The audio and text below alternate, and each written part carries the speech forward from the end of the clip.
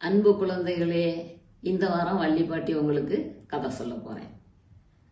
மதுரை ஊர்ல ஒரு காலத்துல ரொம்ப வெள்ளம் வந்து ஊருக்குள்ள தண்ணி வந்துதான்.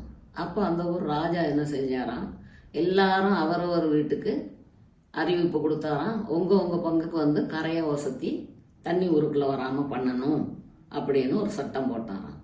அப்ப எல்லாரும் மண்வெட்டி எடுத்துக்கிட்டு போய் அவங்கவுங்க பங்குக்கு எங்கேயோ உள்ள மண்ணை வெட்டி கொண்டு வந்து கரையை போட்டுருந்தாங்களாம்.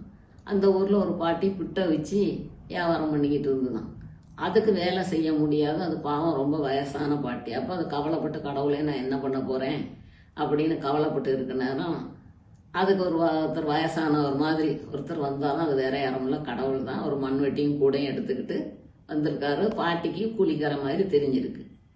இவர் வந்து பாட்டியை அவிச்ச புட்டு எல்லாத்தையும் சாப்பிட்டுட்டு போய் ஒரு மரத்தடத்தில் படுத்து தூங்கி இருக்காரு.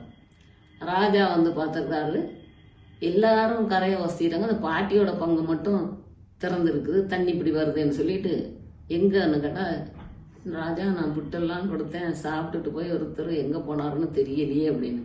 எல்லாரும் ஊரே தேடிக்கிட்டு வரைக்கல ஒரு மரத்தடியில படுத்து தூங்கி இருக்காங்க. உடனே ராஜா கோவம் வந்து பெரம்பெடுத்து ஒரு அடி போட்டாராம். அந்த அடி வந்து எல்லாரும் மேலேயும் பட்டிருக்கு. அந்த பாட்டி மேல இருந்து ராஜா மேல இருந்து எல்லாரும் மேலேயும் பட்டிருக்கு. அப்பதான் எல்லாருக்கும் தெரிஞ்சிருக்கு, என்னடா அது இப்படி ஆகிடுச்சேன்னு பார்த்தா அங்க அணை நிறைஞ்சு போச்சு. அணைய சரி பண்ணியாச்சு. பாட்டிக்கு வந்து பாட்டி ரொம்ப நல்ல பக்தியோட இருக்காங்கிற காட்டுறதுக்காண்டி கடவுள் பண்ண வேலை தான் இது. சரியா? பக்தியோட இருந்தா கடவுள் நமக்கு எல்லா நன்மையும் செய்வாருங்கிறதுக்கு இது ஒரு உதாரணம்.